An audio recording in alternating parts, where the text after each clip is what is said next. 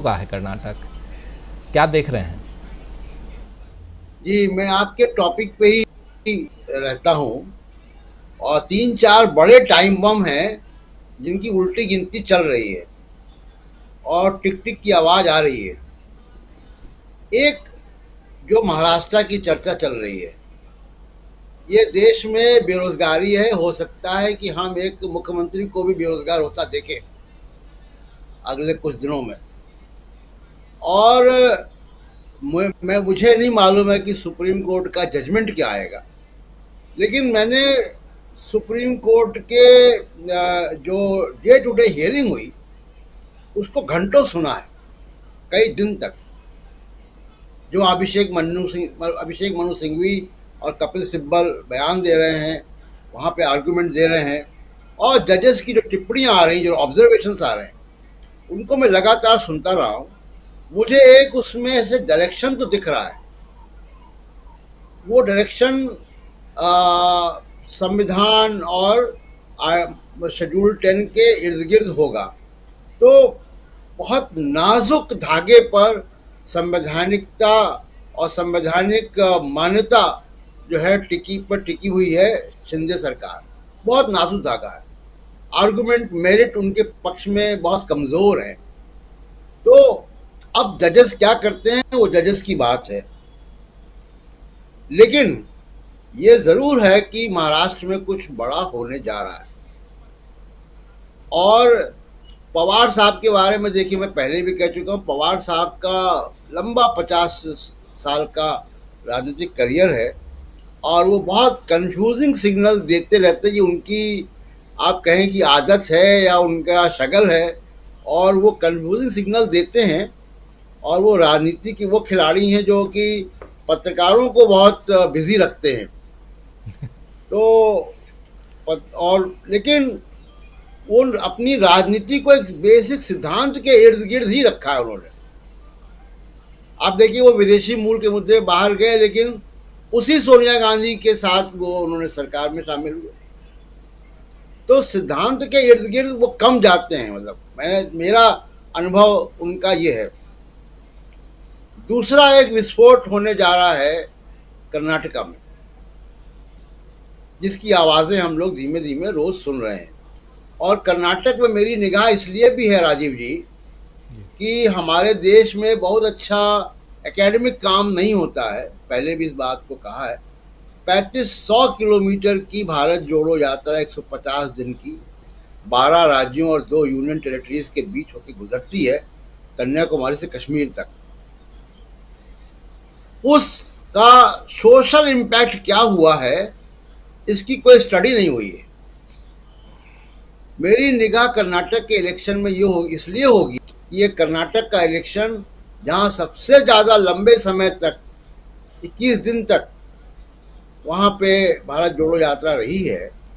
तो कर्नाटक का रिजल्ट क्या आता है, ये भारत जोड़ो यात्रा का एक, आप समझिए कि एक इम्पैक्ट बताएगा।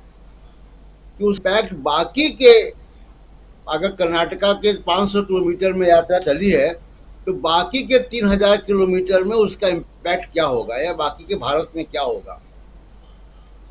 और वहाँ से एक नई राजनीति इस देश में आएगी। एक बड़ा विस्फोट होने जा रहा है, जो भी कर्नाटक में बार बार राहुल गांधी बोल रहे हैं।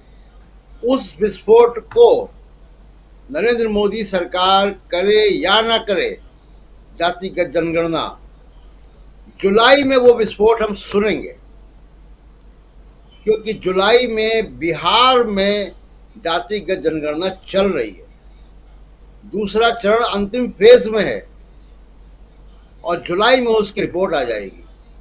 और जो जुलाई में बिहार के जातिगत जनगणना की रिपोर्ट आएगी राजीव जी, वो एक सैंपल होगा देश के जो सामाजिक संरचना है उसका। और बहुत सारे ठेकेदारों की, वोट के ठेकेदारों की दुकानें बंद होंगी, उनके शटर डाउन हो जाएंगे। जो बात आ रही है, इसको जरा बारीकी से हम लोग समझ लें कि जातिगत जनगणना का मतलब क्या है। ठीक है, जैसे प्रोफेसर साहब ने कहा कि वो ओबीसी अभी 52% है 1931 के सेंसस के हिसाब से, वो 60% हो सकता है, 55 हो सकता है, ज़्यादा हो सकता है। कुछ इंडिकेशन फैमिली हेल्थ सर्वे में मिलता है, क्योंकि उसमें भी जातियां पूछी जाती। लेकिन ओबीसी एक बड़ा अम्ब्रेला है, दलित एक बड़ा अम्ब्रेला है, आदिवासी एक बड़ा अम्ब्रेला है। इनके अंदर भी तमाम सारी जातियां हैं, उन जातियों की भी जनगणना होगी। तो जब उन केवल सवर्ण और ओबीसी का ही फासला नहीं मालूम पड़ेगा, उन जातियों की भी जनगणना होगी, कौन कितना है, तो कौन कितने प्रतिशत में कितना बड़ा मंत्रालय, कितनी बड़ी राजनीतिक धमक, कितनी ब्लैकमेलिंग कर रहा था, वो दुकानें बंद हो जाएंगी तमाम सारी। तो ये जुलाई में ये विस्फोट होने जा रहा है बिहार की जनगणना से। और तीसरा और चौथा विस्फोट जो है, देखिए राजीव जी, ये 40 सेकंड का जो वीडियो है, अतीक अहमद का सर उड़ा दिया गोली से कैमरों के सामने। जैसा सुनील शुक्ला जी कह रहे थे कि ये जो रूल ऑफ लॉ का मजाक उड़ा है, ये बहुत भारी पड़ेगा। इस साजिशकर्ता जो भी हैं, उन्होंने योगी आदित्यनाथ की मदद नहीं की है, उनका राजनीतिक करियर पे एक बड़ा फुल स्टॉप लगा दिया है। बहुत लंबी यात्रा उनको तय करनी पड़ेगी, क्योंकि वो ऑलरेडी 80-20 बुलडोजर ठोक दो कर रहे हैं, आज भी कर रहे हैं। उद्योगपतियों के समय है कि कोई उद्योगपतियों को धमकी नहीं दे सकता उत्तर प्रदेश में, तो धमकी नहीं दे सकता। माफिया राज खत्म हो गया उत्तर प्रदेश में, तो माफिया राज ऐसे खत्म हुआ जो 40 सेकंड का फुटेज हमने देखा। अगर यही तरीका है तो ये स्टेट क्राफ्ट का तरीका नहीं है। सिर्फ एक एग्जाम्पल दे के अपनी बात इस वक्त खत्म करूंगा राजीव जी। 2002 नरेंद्र मोदी के ऊपर बड़ा क्वेश्चन मार्क लगा था, बड़ा धब्बा था। वाजपेयी जी ने मेरे ही साथ इंटरव्यू में कहा था, पहले भी मैंने कुछ धमाकेदार इंटरव्यू किए हैं, जिसमें उन्होंने कहा था कि हम 2002 के दंगों की वजह से चुनाव हार गए। ये वाजपेयी जी ने कहा था। और बाद में कुछ और पत्रकारों ने इंटरव्यू किए तो और डिटेल आई, जैसे इस पुलवामा के मामले में आई कि बीजेपी की नेशनल एग्जीक्यूटिव में नरेंद्र मोदी के बारे में फैसला हो जाएगा। ये बात उन्होंने कही थी। उसके बाद आप देखिए कि नरेंद्र मोदी को 10 साल लगे।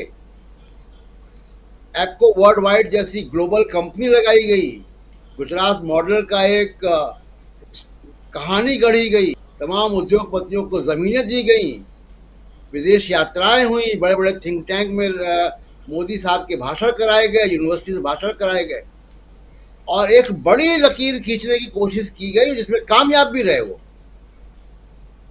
तो मोदी साहब की गुजरात से दिल्ली की यात्रा समर्थन और वोट भले मिल गया 2002 का, लेकिन वो यात्रा हुई है ऐसे कि उन्होंने एक बड़ी लकीर खींची। योगी आदित्यनाथ को ये 40 सेकंड का फुटेज दिल्ली शताब्दी में उनके टिकट को कंफर्म नहीं कर